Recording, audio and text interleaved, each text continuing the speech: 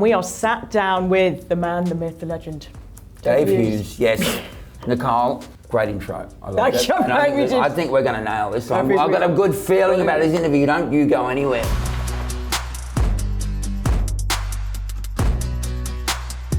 So you've been a radio legend for decades. Well, there you are, but I'll accept it. Which is arguably one of the hardest gigs there is. Oh, it's not really. Nothing's that hard, you know. I mean, you're not doing a salt mine, but I did do breakfast radio, and the alarm going off at 4:30 every morning is annoying. Yeah. I never liked it. And in the 20-odd years I did it, every morning I was like, oh, no.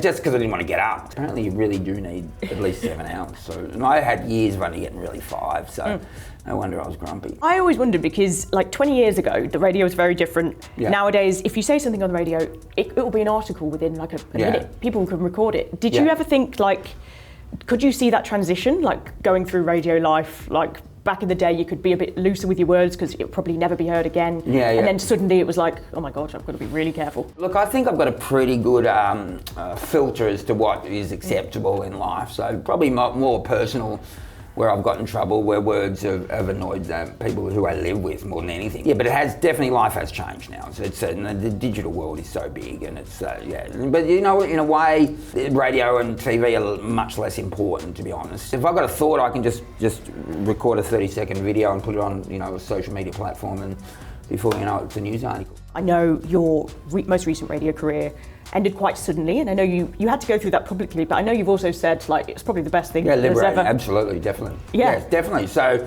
again, it's like you're worried about what, you know, I did rating surveys for over probably 20 years, 25 years, and every 6 weeks you're worried about what the number is and, you know, whether it'll, you know, ruin your reputation. And then eventually after that time I got sacked, and it didn't ruin my reputation. You realise that 25 years of worry was pointless. So I really do say to everyone, stop worrying, guys. Yeah. Stop worrying. It doesn't matter. It honestly doesn't matter whether you're the best or the worst, whether you get a $100 million contract and you look like you're the bee's knees because 5 minutes later you could be in court. You know what I mean? So it's really...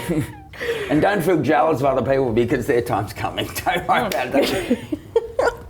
No, because for a while, everyone said that Kyle was your arch nemesis. Oh, look, I did a joke about him at the Logies years ago, Australian TV's Night of Nights, and he didn't take to it kindly. It wasn't even about him, it was just the punchline of a long joke involving Anthony Kalia, who is a mate of mine who'd just come out at the time, so, but no one was surprised. So I'm like, you know, it's great, but we're not surprised. What's next? What's going to happen next, you know? I thought, what next? Guys, Sebastian's going to reveal he's got curly hair. Shannon Noel's going to reveal he's a bogan. Kyle Sandilands is going to reveal he's a massive dickhead. Go, Kyle, I thought it was a joke. Everyone laughed except Kyle. I did want to ask, if ARN phoned you up tomorrow morning and offered you the breakfast radio slot, it would be, God, I don't know. You'd be great. You'd be so good. I think I would, but then I have to get up early. So I mean, yeah, it's probably a no. But you know, still ask me if you want. We can talk. I want 150 million though. How's that going to go with the company? You got that left after you pay the lawyers? Probably not. Did it almost bring back any memories? It was very different circumstances when the shows ended, but when you heard about the Kyle and Jackie O show, were you... It amused me, I know them and they're fine, they're good people, I've got no issue with them, but you know, when you promote how much money you're making, and then half the, you know, people around you at the station are being sacked because there's no money left, it's clearly going to you, well, you know, the company eventually going to go, well, we can't make money. It's a tough environment now. Media's tough, and we all know that. Because of this, you know, the change in the world and the way that advertisers are spending their money. So it's not easy. So for anyone in the media space, anywhere in the world, basically, especially legacy media. So yeah, and I've been involved in legacy media, like I'm using that term, you know, talking TV and radio, for many years, and I've seen the change, and we've all seen it. And so I go to radio stations now that used to be full of people, and there's about 100 desks and about 2 people. It's like, we're going to have to start selling the desks, guys, because there's no one using them, and we're going to need to downsize. We don't need these 3 floors. There's no one in here. So yeah, it's a different world. And one more radio question, then I'll cross it.